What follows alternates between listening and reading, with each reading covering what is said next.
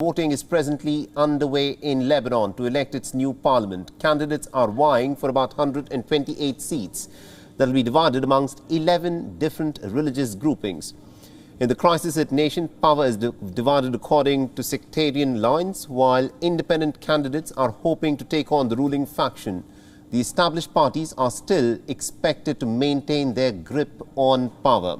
And to give us more updates in terms of how crucial this election, of course, is for the people of Lebanon, and as to what this will, of course, mean for the future of Lebanon, we're joined in by our correspondent, Ghadi Francis, who's joining us live at this point of time. Ghadi, this, of course, is a very important election for the people of Lebanon. This, of course, is happening after the protests that we have witnessed in the country, or the issue of the extreme economic collapse that Lebanon has gone through. So bring us up to speed firstly with respect to the voter turnout that you are witnessing at this point of time, and how crucial will voter turnout, of course, be in the elections today? Yes, Mohammed, thank you. Actually, I'm joining you from a different perspective on that elections in Lebanon. The participation, the motion of participation of voters is different. Later on, when we will go to a Sunni area, it might be a little less. And this has to do with politics. Right here, I am in a probably more than 90% supportive of a Hezbollah place. It has been the Shiite ballots have been more excited.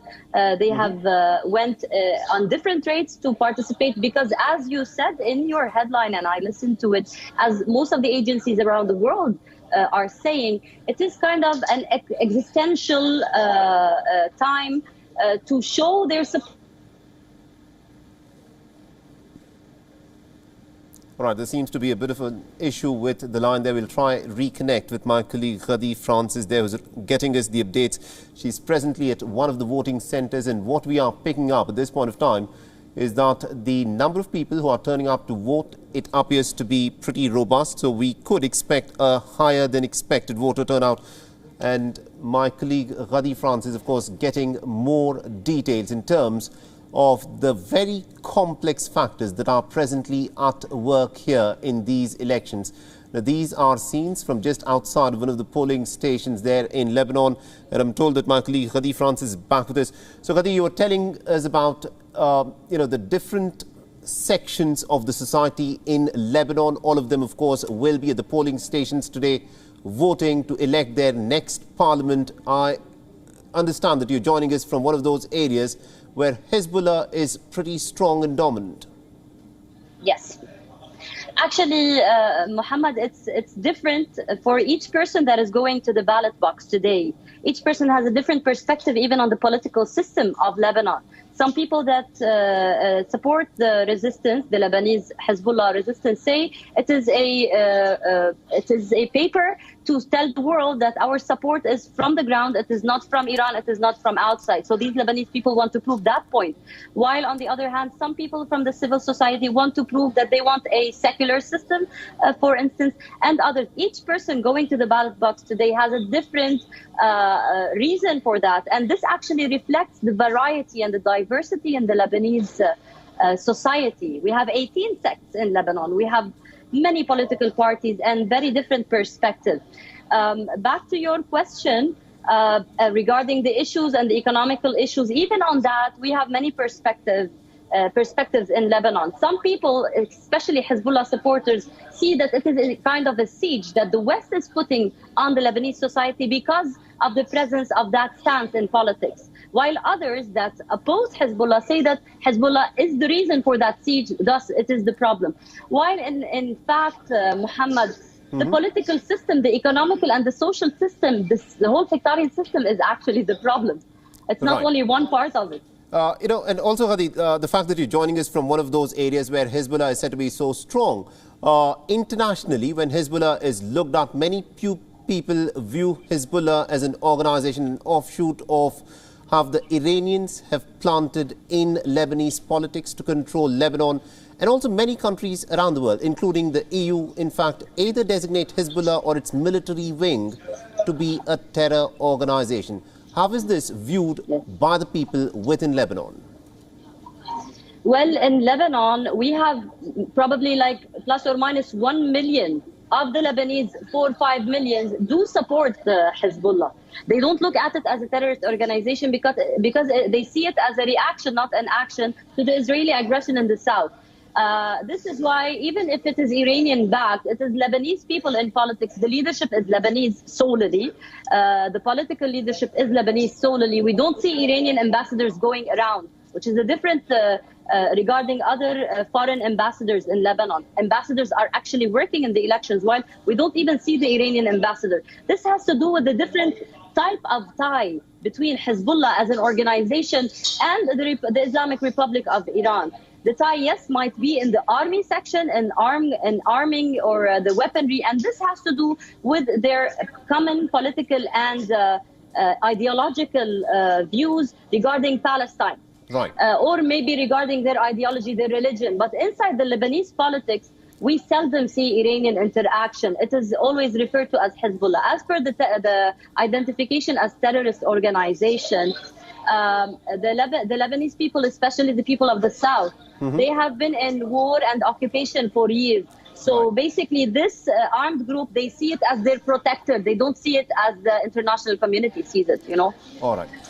Now, one of the other aspects that I want you to, tell us more about, Ghadi, is the international, or rather the foreign interference on Lebanese politics per se, because what happened in 2017 was very fascinating, something that many people would say that they simply cannot fathom as to how it could have happened, where the then Prime Minister of Lebanon, Saad al-Hariri, he was visiting Saudi Arabia and he was virtually held hostage there, and he's no longer contesting in these elections.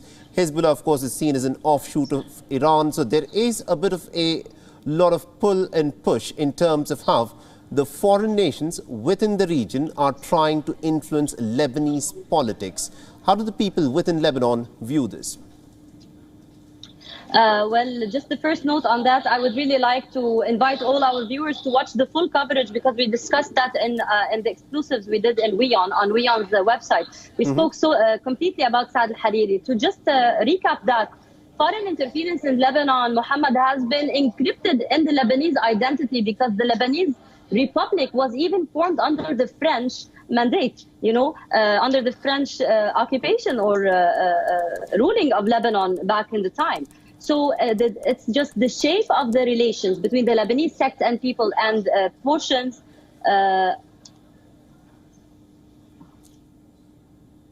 All right, I think the line has dropped again with my colleague. She's, of course, getting us the reports from one of the polling stations there, and the internet connection is a bit patchy. Ghadi, I'm told that you're back with us. Please do go ahead. You were telling us about the foreign interference within Lebanese so the politics. Foreign interference in Lebanon is actually encrypted in the shape of the political system, because when it was formed, the country, it was formed like the Christian part was allied with France and etc. And the Muslim part, the Sunni basically part, was allied with the Arabs and the Turks and so on. So today when we speak about foreign interference, even some people don't see it as a problem. When you see the American ambassador or the EU ambassadors or the Saudi ambassador going around, touring around and interfering in details, in daily details of the Lebanese system, they don't see it even sometimes as interference.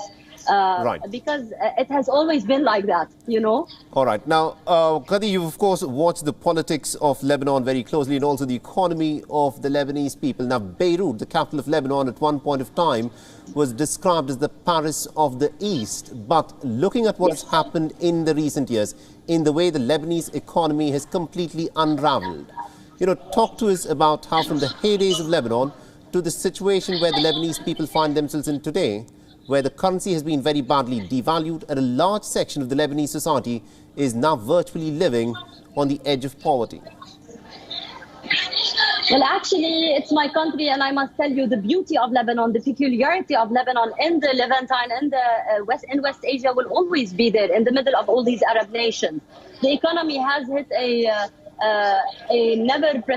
unprecedented low, and this has to do with the financial engineering that the system did back two years ago, and with the whole economic structure of the country. Right. But even that has today, on the day of the elections, you cannot see this coming out, because we are used in the political system, and this is so sad, but it is a reality. We are used to having money political money waves during the elections time. So people are not really angry today because their pockets are full for today, but tomorrow you will hear that soaring in the streets because all the information and the speculation say that even we're gonna suffer more in terms of the value of the currency in the coming weeks.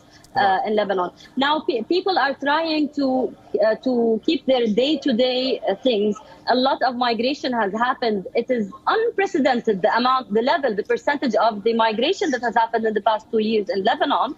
And also, the political structure has reached a different type of volatility inside, internally, even with the absence of Saad Hariri, as you spoke.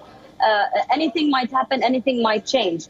Tomorrow might be a very different day for Lebanon. Absolutely, indeed. And just before we let you go, Ghadi, people would want to know, who are watching this election unfold in Lebanon at this point of time, if you had to name 3 big issues for which the people of Lebanon will be casting their vote today, what would those 3 big issues be?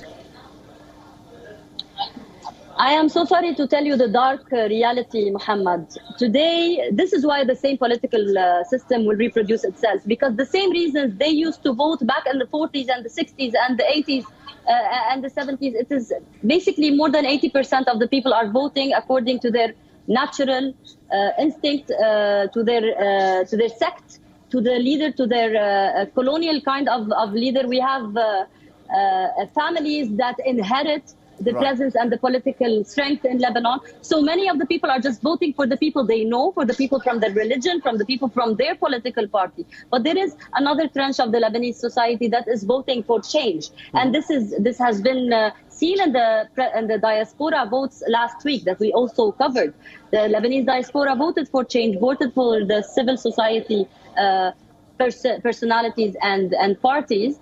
Some people are voting for who has an economical way out of the crisis that we are in, and others are voting just directly to the anti-Hezbollah personalities that are also revealing themselves. But here again, there is a typical civil war party that is running against Hezbollah, which is the Lebanese forces. So this is why most of the anti-Hezbollah people are not going to vote for change. They're just going to vote for another political religious party that is against it.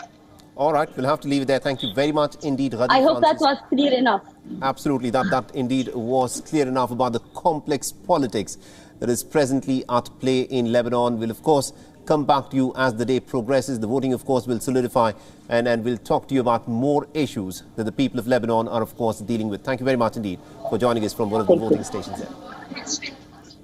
WION is now available in your country. Download the app now and get all the news on the move.